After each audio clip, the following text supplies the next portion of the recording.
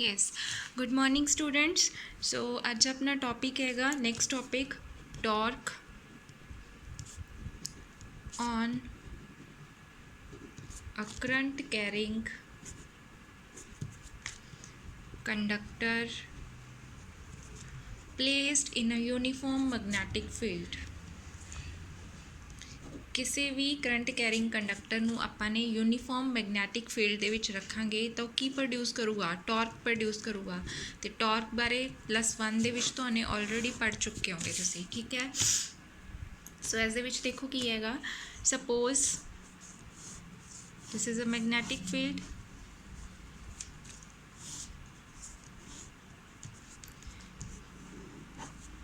Magnets रखे हुए हैं north pole and this is the south pole, ठीक है। सपोज ये देखो आपने की करना हैगा, एक रैक्टेंगुलर कॉइल लीती PQRS रैक्टेंगुलर कॉइल लवांगे। ये आर्टिकल बहुत इंपॉर्टेंट है, सो इसनूं ध्यान नाल समझ लियो। rectangular coil P, this is Q, this one is R and this is a S।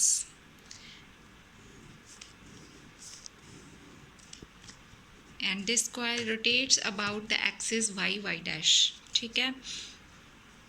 तो मैग्नेटिक फील्ड है जिहड़ा उहदी डायरेक्शन की होगी नॉर्थ टू साउथ हुंदी है, सो B वैक्टर इधर वाल होगी direction, okay. Now rectangular coil लीती है PQRS, तो इसकी लेंथ ले ली सपोज L है length and this is breadth that is a B, ठीक है। आ चीज़ भी L होगी तो ये चीज़ भी की होगी B होगी। देखो सपोज ऐसा है, suppose this is a rectangular coil, ठीक है। आ होगी अपनी रेक्टेंगुलर कॉइल, इनू ऐदा रखा होया है लाइक दिस, पेन दे नाल पेन जो है किस दी डायरेक्शन शो कर रहे हैगा, मैगनैटिक फील्ड दी। ते स्केल है जो वो की शो कर रहे हैगा,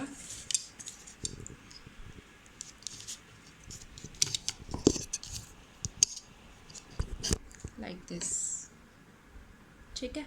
तो जिहड़ा देखो इन्हां दे विच एंगल हैगा, वो एंगल जो है suppose this angle is theta, theta angle बना रहा है तो रोटेट कर रही हैगी एक्सिस के अबाउट वाई डैश एक्सिस के अबाउट लाइक दिस ऐदा, ठीक है। तो रोटेट कर रही है, एंगल बना रही हैगी थीटा। ना देखो इस दे विच करंट है जिहड़ा उसकी डायरेक्शन हैगी,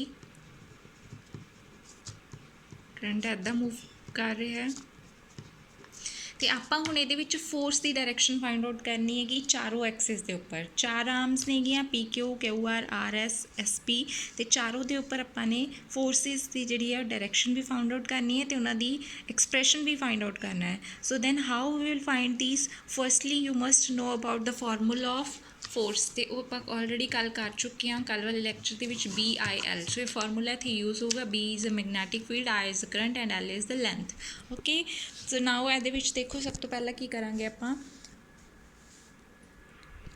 पहले थ्योरी लिख देनी है कि let us consider rectangular loop PQRS, ठीक है, through which I current is flows in anti clockwise direction. Direction देख लो, एंटी क्लॉकवाइज करंट है जो फ्लो कर रहा हैगा, तो ये लूप जो है वो रोटेट कर रही है about the axis y dash, तो थीटा एंगल बना रही है मैगनैटिक फील्ड के नाल, ठीक है। तो सारिया आर्म्स ने जिहड़ियां हुण देखो मैगनैटिक फील्ड दे विच पईयां ने, तो उहदे विच जदों भी कोई करंट कैरिंग कॉइल हुंदा है जिहड़ा उहनूं मैगनैटिक फील्ड दे विच रखते हैं आपां, तो हमेशा फोर्स एक्सपीरियंस करदा है। तो ऑबवियस इत्थे चारों जिहड़ियां आर्म्स ने फोर्स एक्सपीरियंस करनी है, टर्न बाय टर्न चारों आर्म्स से आपां ने फोर्सिस फाइंड आउट करनी है। So let us discuss the first arm that is PQ।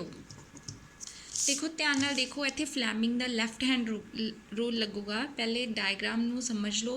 Fleming's left hand rule लगूगा, फ्लैमिंग्स लैफ्ट हैंड रूल दे अकॉर्डिंग की हुंदा हैगा, these three axes are perpendicular to each other means magnetic field, current ते force तीनों आपस की हुंदे नेगे परपेंडिकुलर हुंदे ने, 90 डिग्री ते हुंदे ने। हुण देखो फर्स्ट वाली डायग्राम नूं, फर्स्ट वाली आर्म नूं ध्यान नाल देखो, PQ है जिहड़ी उस दे विच करंट जो है इस डायरेक्शन दे विच फ्लो कर रहा है, ते मैगनैटिक फील्ड जो है इस डायरेक्शन दे विच फ्लो कर रहा है। मैगनैटिक फील्ड की डायरेक्शन ये हैगी, ठीक है। तो ऑबवियस है फोर्स की डायरेक्शन की होगी, फोर्स की डायरेक्शन जो है आउटवर्ड्स होगी, बाहर वाल होगी, ठीक है। तो बाहर वाल आप किद्दां शो करांगे, लाइक दिस, ठीक है। सिमिलरली इस आर्म के उपर देखो, इस ओके पहले ये वाली आर्म के उपर देखो, ये दोनों जड़ियाँ ने ये 90 डिग्री के उपर ने गया ऐदा। करंट की डायरेक्शन इधर वाल है, मैगनैटिक फील्ड की डायरेक्शन ये है, तो इन्हों एंगल कितना बन रहा है 90 डिग्री, इस भी तो इस भी। तो ये जो आउटवर्ड लग रही है तो ऑबवियस है दूसरी फोर्स है जी डायरेक्शन की हो जूगी, क्योंकि इतने करंट डाउनवर्ड जा रहा है, इतने करंट अपवर्ड जा रहा है, तो यदी डायरेक्शन की हो जूगी इनवर्ड्स। यदि फोर्स की डायरेक्शन की होगी inwards, F3 F1 F3। Now we will find the direction of sorry F2 F3 तो F4 की डायरेक्शन हम देखो ध्यान नाल की होगी, इत्थे एंगल जो है थीटा एंगल बन रहा है। करंट जो है मैगनैटिक फील्ड दे जिधर वाल देखो ये टिल्टेड है इस तरह, ठीक है। करंट की जो डायरेक्शन है वो की हैगी हुण अंदर वाल हैगी, लाइक दिस इधर वाल, ठीक है। तो मैगनैटिक फील्ड की डायरेक्शन की हैगी राइट साइड वाल है, तो ऑबवियस है फोर्स की डायरेक्शन किधर वाल होगी डाउनवर्ड। तो उपर वाले दे विच डायरेक्शन की हो जूगी ऑपोजिट, दैट इज़ अपवर्ड, ठीक है। हुण इत्थे एंगल थीटा है तो इत्थे ओके जो मैथमैटिकल करांगे उदों दसदी हाँ। पहले फस्ट PQ आर्म लो, PQ आर्म दे विच करंट है जिहड़ा वो डाउनवर्ड फ्लो कर रहा है, मीनस P2Q आ रहा है करंट, ठीक है। तो अपना ये थीटा जिहड़ा है 90 डिग्री बन रहा है, तो फोर्स का जिहड़ा एक्सप्रैशन है वो की हुंदा हैगा BIL। तो इस अकॉर्डिंग जे इनू तुसीं खोल के लिखोगे I इंटू साइड के अपनी arm PQ into magnetic field, तो की बन जूगा फॉर्मूले कल कर चुके हैं, कल वाले लैक्चर के आई PQ की वैल्यू कितनी है L इंटू B। ना L तो B, ठीक है। इतने हुण क्रॉस प्रोडक्ट हैगी, क्रॉस प्रोडक्ट में जो खोलते होंगे तो की भागा होंगे sine theta into n cap direction, n cap जो है इसका की है यूनिट वैक्टर है, सो मैगनीट्यूड कितना होंगे 1, सो अपने को की आ गया BIL sine of theta. Theta की वैल्यू कितनी हैगी इतने 90 डिग्री, क्योंकि देखो L तो B दोनों के जो एंगल है वो किन्ने डिग्री का बन रहा है 90 डिग्री का, साइन 90 कितना होंगे 1, सो अपनी फोर्स कितनी आ गई BIL। This is a first equation, ठीक है। तो ये फोर्स की मैं डायरेक्शन तुहानूं दस ही चुकी हाँ, फोर्स की डायरेक्शन ये की हैगी आउटवर्ड्स। तो आप फ्लैमिंग्स लैफ्ट हैंड रूल लगा के फाइंड आउट की है। फ्लैमिंग्स लैफ्ट हैंड रूल मैं पिछले लैक्चर्स के तुहानूं समझाता सीगा। नाउ आप सैकेंड आर्म के उपर फाइंड आउट करते हैं। सैकेंड आर्म अपनी की हैगी RS, पहले ये करांगे क्योंकि इससे भी एंगल कितना है 90 डिग्री। RS आर्म के उपर जो फाइंड आउट करोगे तो F2 की वैल्यू कितनी आ जूगी I करंट है, इतने आर्म कि अपनी RS into B vector RS की वैल्यू कितनी हैगी सेम वही L into B। Now L तो B के एंगल कितना हो गया BIL साइन 90 डिग्री, सेम वही expression बनूगा BIL।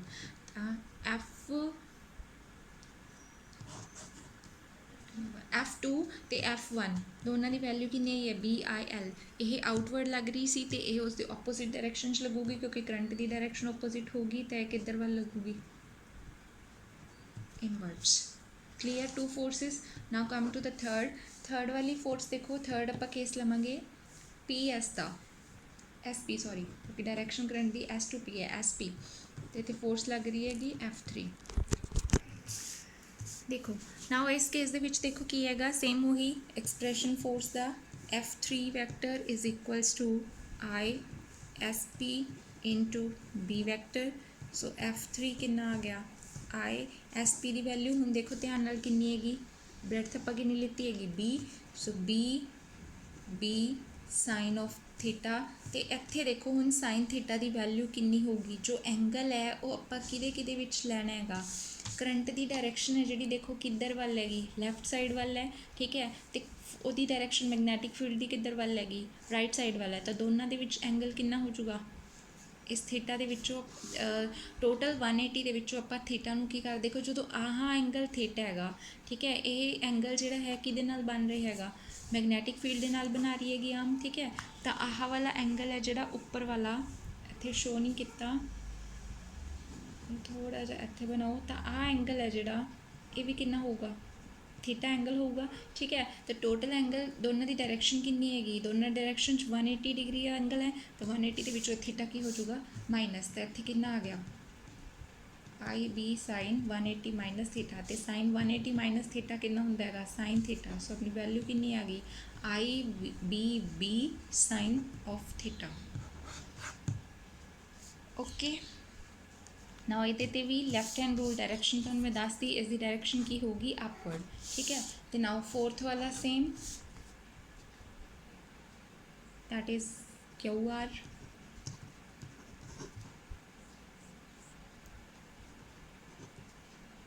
F4 vector is equals to I QR vector into B vector, so I QR की वैल्यू कितनी है अपनी B साइन, तो इत्थे एंगल कितना है अपना थीटा, क्योंकि जिधर वाल करंट की डायरैक्शन है उधर वाली की डायरैक्शन है मैग्नेटिक फील्ड की, सो एंगल कितना रह गया थीटा, सो बन गया IB sine of theta. This is equation number 1, this is equation number 2, this is equation number 3, this is equation number 4। इस दे विच डायरैक्शन की आई सीगी अपवर्ड, तो इस दी डायरैक्शन की हैगी डाउनवर्ड्स। नाउ फोर्सिस की डायरैक्शन नूं ध्यान नाल देखो, 4 फोर्सिस लग रही ने इस कॉइल के उपर, ठीक है। फर्स्ट ते सैकेंड वाली जो फोर्स हैगी,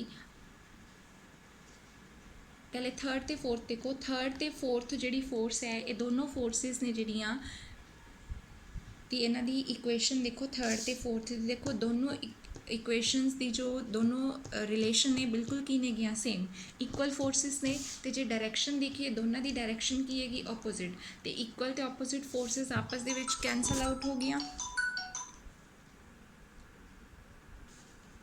दोनों फोर्सिस आपस दे विच की हो गया कैंसल आउट हो गया। नाउ फर्स्ट तो सैकेंड इक्वेशन में ध्यान नाल देखो, देखो ये दोनों फोर्सिस इक्वल ने, पर इन्होंने दोनों की जो डायरैक्शन आप ध्यान नाल देखिए तो इन्हों की डायरैक्शन है जी वो ऑपोजिट नहीं हैगी, ये दोनों आपस की ने गया, डायरैक्शन ऑपोजिट है इक्वल भी ने बट दोनों आपस पैरलल नहीं है लाइक दिस, क्योंकि एक किधर वाल लग रही है ऐदा जिमें मैं पेन दी डायरैक्शनस शो कीतियां नेगियां, एक फोर्स है जी दिस वन इज़ F1, एक किधर वाल लग रही है आउटवर्ड लग रही है, तो जी दूसरी फोर्स है वो किधर वाल लग रही है इनवर्ड, तो दोनों फोर्सेस आपस की नेगियां देखो पैरलल नेगियां, तो इत्थे लिखोगे कि फ्रॉम इक्वेशन 1 एंड 2 थर्ड वाली तो फोर्थ वाली तो क्लीयर हो गया कि दोनों आपस कैंसल आउट हो गई, तो फर्स्ट एंड सैकेंड इक्वेशन तो एक क्लीयर है कि जी F1 तो F2 फोर्सिस से दोनों की ने इक्वल ने, दोनों पैरलल ने, पर डायरैक्शन दोनों की की हैगी ऑपोजिट हैगी, सो इसनूं तो असीं इदां भी लिख सकते हो, जे तां देखो ऑपोजिट ते पैरलल फोर्सिस लिखना है या फिर कल्ला एंटी पैरलल लिखना है, ओके। या तो कि लिखना हैगा ऑपोजिट क्योंकि डायरैक्शन ऑपोजिट है तो दोनों आपस पैरलल तो इक्वल ने गया, तो या फिर ओनली वर्ड की लिखना है एंटी पैरलल, या तो ओनली वर्ड एंटी पैरलल, तो जो पैरलल लिखोगे नाल ऑपोजिट लिखना है, ओके।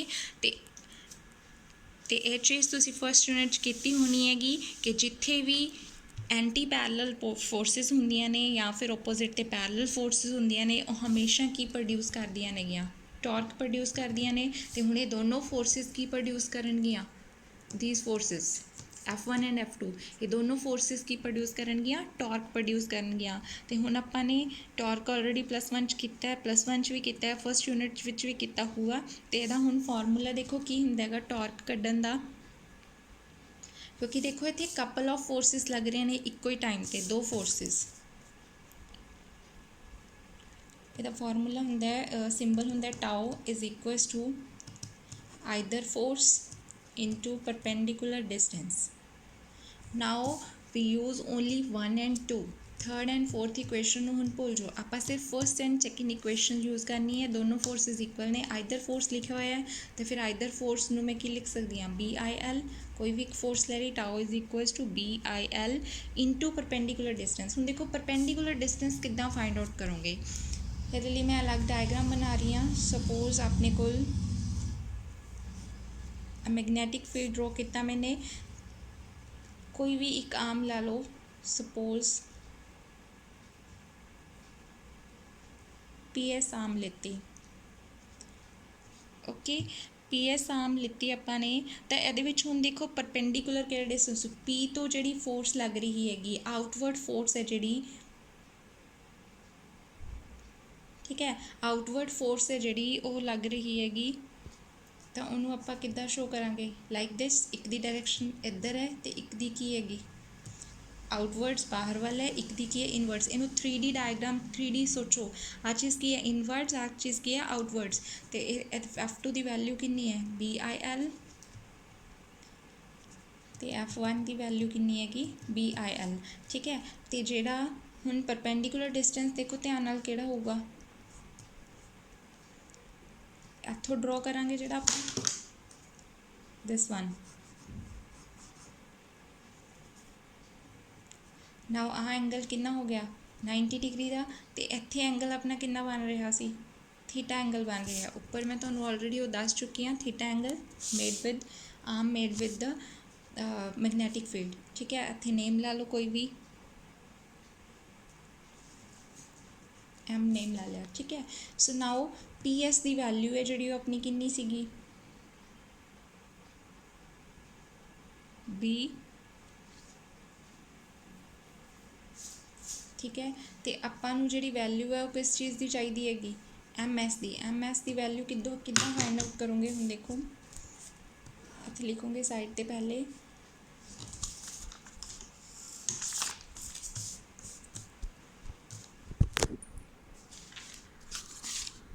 देखो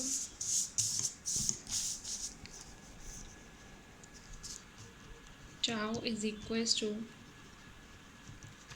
either force into perpendicular distance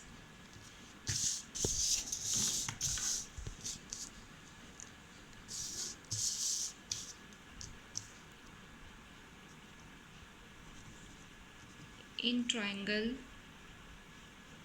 PMS ਇਸ ਦੇ ਵਿੱਚੋਂ cos ਥੀਟਾ ਦੀ ਵੈਲਿਊ ਕੱਢੋ cos ਥੀਟਾ ਜਿਹੜਾ ਹੈ cos ਕਿਸ ਦੇ ਇਕੁਅਲ ਹੁੰਦਾ ਹੈਗਾ base upon ਹਾਈਪੋਟਿਨਿਊਸ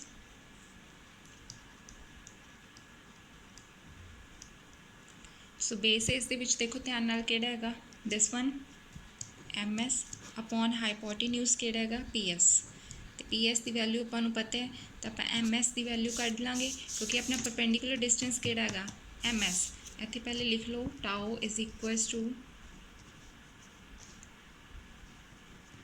BIL into MS that is a perpendicular distance so